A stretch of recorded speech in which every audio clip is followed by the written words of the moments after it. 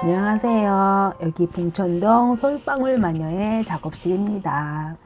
저는 봉천동에 있는 작업실에서 그림을 그리고 있고 사진을 찍고 있고 그림책을 작업하고 있고 시도 쓰고 있습니다.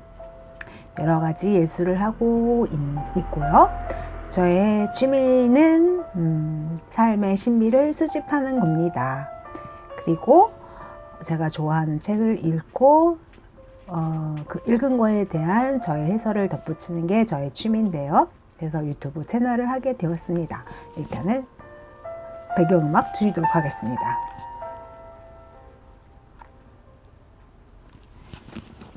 네. 어제에 이어서 오늘 방송을 하게 됐네요.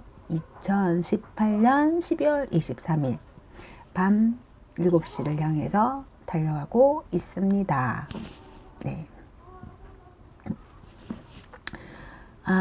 어제 이어서 오늘 방송을 하는데 제가 수집한 삶의 신비는 꿈은 이루어진다 입니다.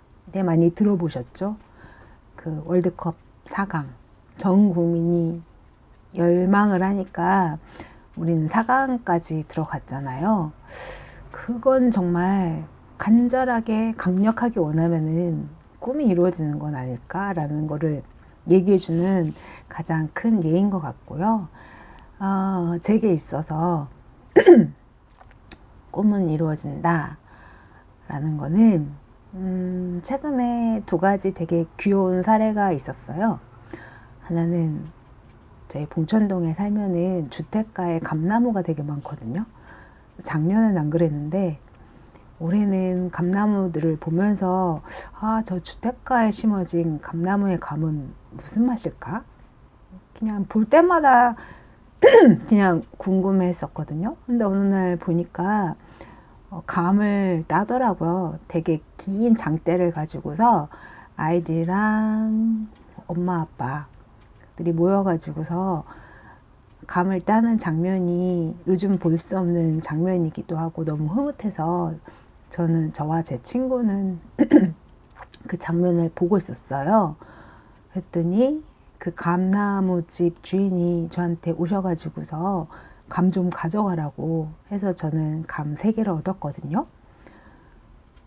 그래서 되게 신기했어요. 그냥 작년에는 그런 생각을 안 했는데 올해는 그냥 주변에 감나무를 볼 때마다 저 감은 무슨 맛일까 했는데 저에게 정말 뜻하지 않게 3개의 감이 주어졌거든요. 이것도 작은 꿈이지만 이루어지는 거 아닐까라는 생각이 들고요. 또 최근에 있었던 거는 저희 작업실에 제가 열풍기 하나로만 버티기에는 이제 나이도 들고 해서 힘들더라고요. 그래서 서브로 난방기구가 하나 있었으면 좋겠다. 근데 열풍기는 따갑기만 하지 공기를 데우지는 못하거든요. 그래서 이래저래 알아보다가 근처에 있는 가전 매장에 가가지고서 알아보니까 가격은 비싸고 그 비싼 가격을 지불하고 제가 난방을 하면은 난방비도 장난이 아니더라고요. 그래서 그냥 포기를 하다가 제가 일하는 요즘 알바를 하는 그 사장님한테 그냥 제 친구가 이제 제 상황을 얘기를 했더니 선뜻 안 쓰는 미니 라지에이터를 저한테 선물로 주셨어요. 그래서 이 라지에이터가 큰 거면은 전기세 때문에 좀 제가 고민을 할 텐데 그냥 작은 거라서 큰 부담 없이 서브용 난방기구로 되게 유용하게 제가 사용할 수 있게 되었어요. 그런 거 보면은 이렇게 되게 작은 꿈들, 저 감은 무슨 맛일까? 라지에이터가 있었으면 좋겠다. 서브 난방기구가 있으면 좋겠다 라고 생각을 했는데 너무너무 생각지도 않은 곳에서 쉽게 이루어졌어요. 근데 어떤 꿈은 왜 이루어지지 않을까요? 특히 되게 굉장히 크고 높은 꿈들은 쉽게 이루어지지 않은 것 같아요. 그래서 저도 좀 많이 상심했었거든요. 꿈을 꾸면 이루어진다고 생각을 했는데 열심히 하고 열심히 상상하고 열심히 행동했는데 왜 이루어지지 않는 거야? 하면서 좀 내상이 깊었어요. 근데 제가 어떤 팟캐스트에서 들었던 건데 무슨 상황을 설명을 하는 거였는데 굉장히 인상적인 말이 있었거든요. 근데 인상적인 말인데 굉장히 당연한 거였어요. 뭐였냐면은 3층에서 1층으로 가려고 하면은 2층을 거쳐야 된다는 거예요. 엘리베이터를 타든 뛰어내리든 2층은 존재하는 거잖아요. 그러니까 우리는 어떤 이 물리적인 공간에 살기 때문에 그 공간을 접어서 1층으로 갈 수는 없어요. 좀 더 빠르게 느리게 3층에서 1층으로 갈 수 있는 방법은 있지만 2층을 안 거칠 수는 없는 거죠. 그래서 저는 그 생각이 들었어요. 꿈이 높다는 거는 건물로 치면은 그 층수가 굉장히 높은 거잖아요. 100층의 꿈일 수도 있겠죠. 그래서 누군가는 엘리베이터가 있어가지고 엘리베이터를 타고 초고속으로 1층에 도착할 수 있어요. 근데 제 꿈이 100층인데 그 꿈에 제 건물이 엘리베이터가 고장났어요. 근데 1층으로 가야지 저의 꿈이 이루어지는 거예요. 그러면 어떻게 해야 될까요? 저는 그냥 계단을 내려가고 그렇게 걸어 내려가다 보면은 1층에 도달하겠죠? 그러면 제 꿈이 이루어지는 거겠죠. 그런 것 같아요. 크고 높은 꿈이라고 하면은 정말 쉽게 이루어지지 않는 것이고 그만큼의 계단을 우리는 내려가야 된다. 그런 과정을 거쳐야 된다. 꿈이 이루어지지 않는 거는 그 계단을 자기가 내려가지 않기 때문인 것 같아요. 어차피 꿈은 이루어지지 않을 거야. 나는 되는 게 없어. 라는 생각을 하고 그 100층 위에 그대로 있으면 절대로 1층으로 내려갈 수 없거든요. 너무 당연한 말이지만 저는 이 세상에 당연한 법칙 속에 또 항상 삶의 신비가 숨어 있다고 생각을 합니다. 네, 이상 제가 얘기하고 싶은 삶의 신비였었고요. 그러면은 헬렌 켈러 내가 살아온 이야기 낭독과 해설을 시작하도록 하겠습니다. 항상 저는 이 검은 노트에 두꺼운 노트에 헬렌 켈러를 필사를 하고 있고요. 필사를 할 때는 솔직히 글을 쓰는데 집중하기 때문에 내용이 들어오진 않아요. 그렇지만 그렇게 제가 필사한 글을 보고 다시 읽으면은 아무래도 눈으로만 읽는 것보다는 제 뇌에 각인되지 않을까라는 생각을 하고 있습니다. 네. 어이구, 제가 포스트잇을 붙여놓을 걸 그랬네요. 네.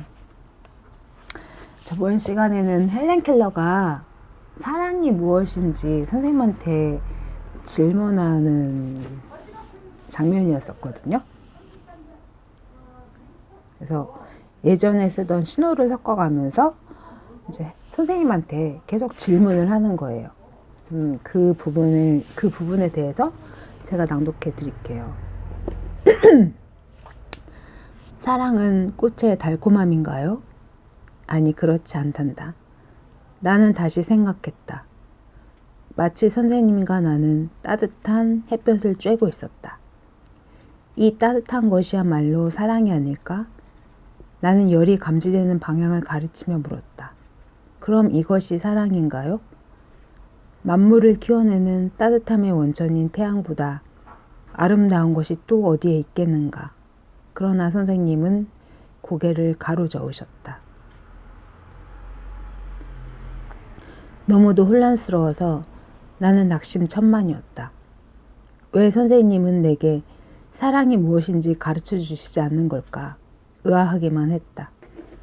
그로부터 하루 이틀 지난 어느 날 나는 왼쪽과 오른쪽으로 나누어 무리지어 놓은 각기 다른 크기의 구슬들을 큰 거 2개, 그보다 작은 걸로 3개 하는 순서로 꿰고 있었다. 나는 자주 틀렸고 선생님은 그럴 때마다 친절하게 잘못을 바로잡아 주셨다. 그러다 어느 순간 내가 어디서 자꾸 틀리는지 알게 되었다. 작업에 정신을 집중하게 됐으며 어떻게 해야 틀리지 않겠는지 생각하게 되었다. 그러자 선생님은 내 이마에 대고 생각하다라고 결정적인 한 단어를 쓰셨다. 바로 그때 나는 내 머릿속에 계속되던 일련의 과정을 가리키는 바로 그 단어를 섬광과도 같이 깨우쳤다. 추상적인 개념을 최초로 이해한 순간이었다. 2가지 제가 읽어드린 2단락에 2가지가 있어요. 하나는 헬렌 켈러가 사랑이란 게 뭔가요? 라고 질문하는 것이었고, 그럴 때마다 선생님은 그건 아니야 이렇게 얘기를 하셨어요. 그리고 또 하나는 전혀 다른 건데 구슬을 큰 거 2개, 작은 거 3개 순서로 꿰는 건데 헬렌 켈러가 자꾸 틀리니까 선생님이 바로 잡아준 거죠. 그래서 저는 이 부분을 다시 읽어드릴게요. 그러다 어느 순간 내가 어디서 자꾸 틀리는지 알게 됐고 작업에 정신을 집중하게 됐으며 어떻게 해야 틀리지 않겠는지 생각하게 되었다.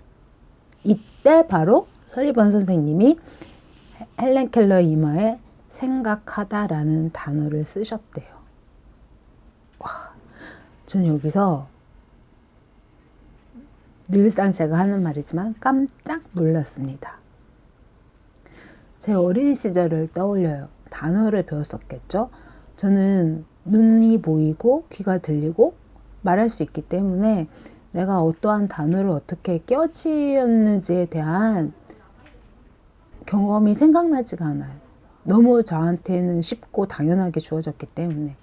그렇지만 헬렌 켈러는 하나하나가 힘들게 자기가 알아나가는 과정이잖아요. 근데 생각하다를 어떻게 이렇게 정말 경험을 통해서 할 수 있었을까?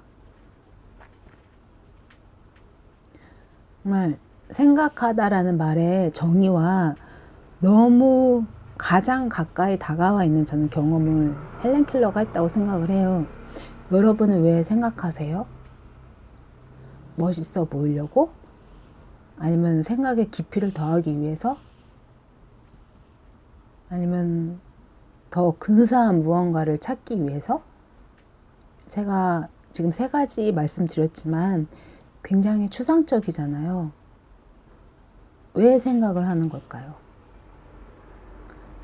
왜 생각을 하는 걸까요? 여기 답이 있어요.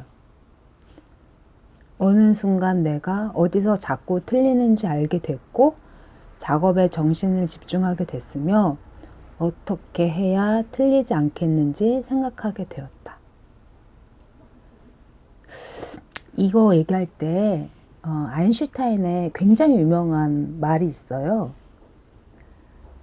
같은 실험을 반복하면서 왜 결과가 바뀌지 않느냐고 푸념하는 사람들에 대해서 아인슈타인 박사님이 뭐라고 하셨었거든요. 그러니까 생각을 안 하는 거죠. 나는 열심히 했는데 왜 바뀌지 않는 거야? 라고 하면은 열심히는 했는데 똑같은 방법으로 열심히 하면은 당연히 바뀌지 않겠죠. 똑같은 실험을 계속을 하면은 실험의 결과는 당연히 같겠죠. 뭔가 방법을 달리하고 찾고 그러면은 당연히 결과는 다르겠죠. 그게 바로 생각이라는 거예요. 헬렌 켈러는 그 생각하다에 대해서 어렸을 때 제대로 경험하고 그 단어를 매치시게 되었어요. 어쩌면은 이렇게 첫 생각하다는 관념이잖아. 관념 얻은 거잖아요. 이런 관념을 헬렌 켈러가 제대로 학습하게 되고 각인하게 되었기 때문에 지금 우리 인류에게 어떠한 빛을 주는, 앞을 못 보는 여자아이지만 우리에게 빛을 주는 여인이 된 건 아닐까라는 생각이 듭니다.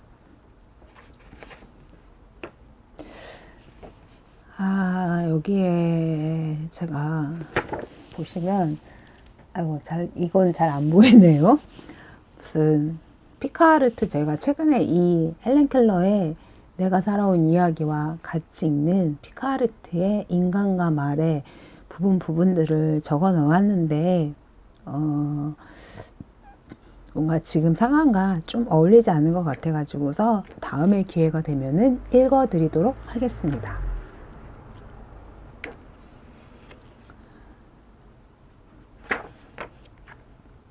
다음 장 넘어가겠습니다. 그렇다면 사랑은? 무릎 위에 놓인 구슬은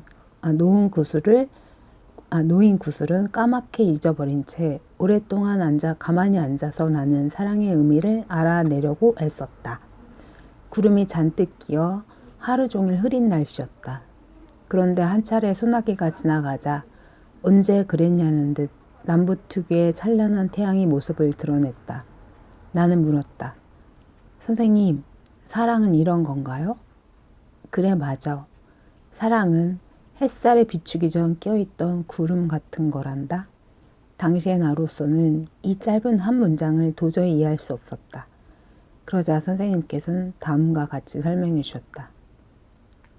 헬렌, 너도 알겠지만 우리는 구름을 만질 수 없단다. 그러나 비를 만질 수 있지. 한낮의 무더위에 시달려 목마른 돼지와 꽃들이 이 단비를 받아 마시고 얼마나 좋아하는지 너도 알잖니? 사랑도 꼭 그렇단다.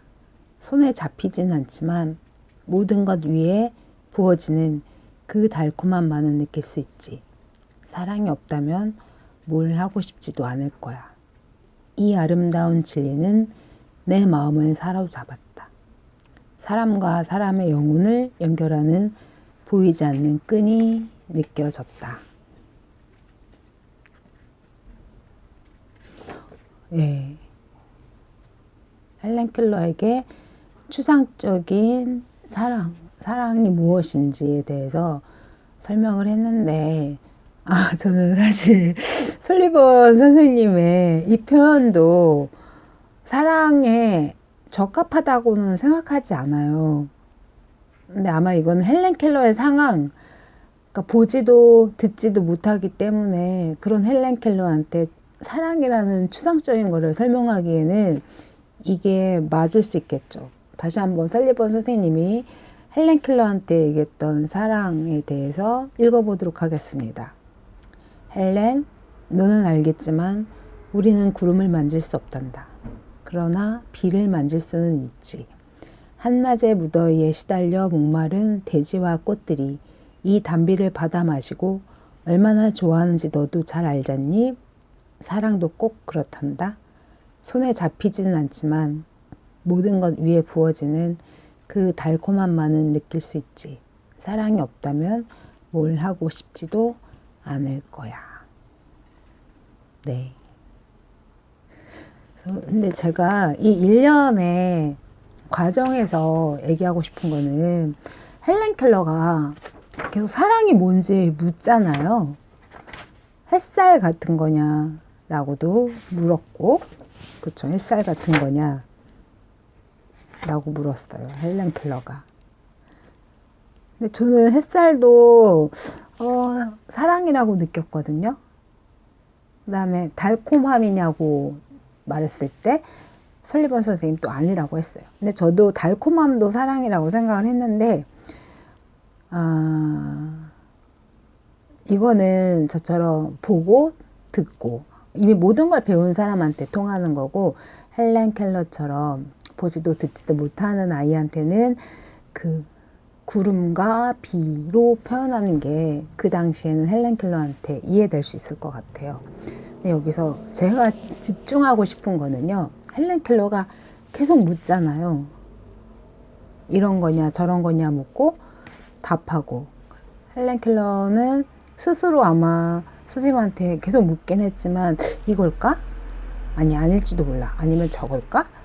아 혹시 이거 맞지 않을까? 이런 스스로 그건 거죠. 스스로 자기에게 질문하고 스스로 자기에게 대답하고 이 당연한 과정들이 저는 굉장히 중요하다고 생각을 하거든요. 이게 언어의 신비인 것 같아요. 언어의 신비.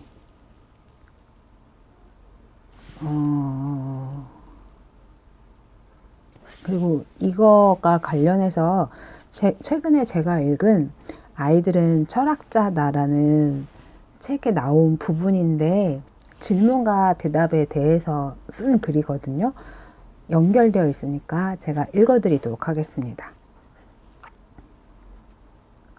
반성 능력, 영혼의 자기 자신과의 대화로서의 사유. 질문과 대답은 최초의 사유 행위이다.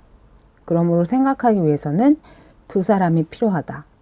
그러나 문화의 수준이 발달하면 인간은 스스로를 이중화할 수 있게 되며 그리하여 자기 내면 속에서 다른 사람의 역할을 떠맡을 수 있는 능력을 지니게 된다.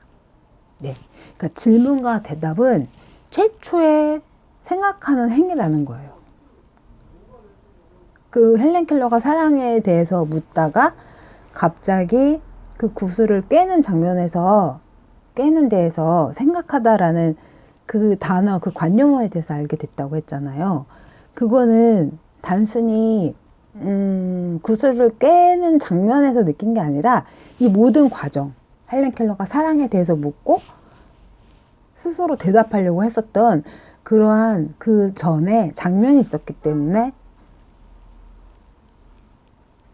헬렌 켈러는 생각하다라는 단어에 대해서 알게 된 거예요. 추상적인 단어에 대해서. 그리고 질문과 대답이라는 거는 원래는 두 사람이 필요한 거죠.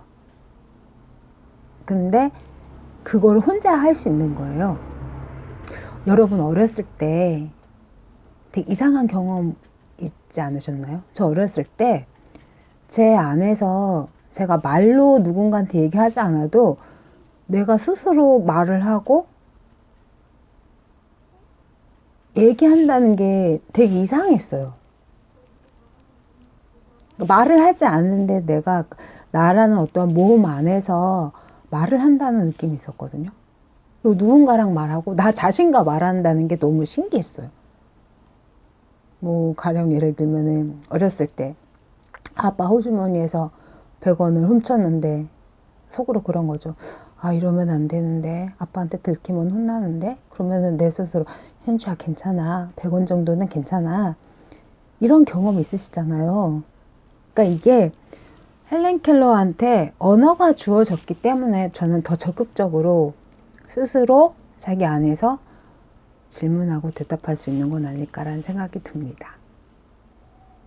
네, 참 헬렌 켈러의 지금의 이야기를 들으면은 언어란 게 인간에게 얼마나 중요한지 그리고 언어가 인간의 영혼과 얼마나 가까이 있는지 그리고 얼마나 언어라는 게 당연하지만 얼마나 신비한지를 드러낼 수 있는 것 같습니다.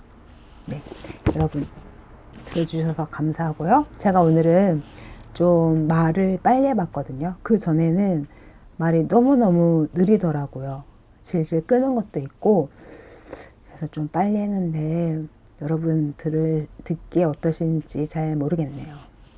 네, 제 방송 들어주셔서 너무 감사하고요. 이틀 뒤에는 크리스마스입니다. 네, 행복한 연휴가 아니라 뭐라고 해야 되나 연말? 네, 잘 보내시기 바랍니다. 안녕.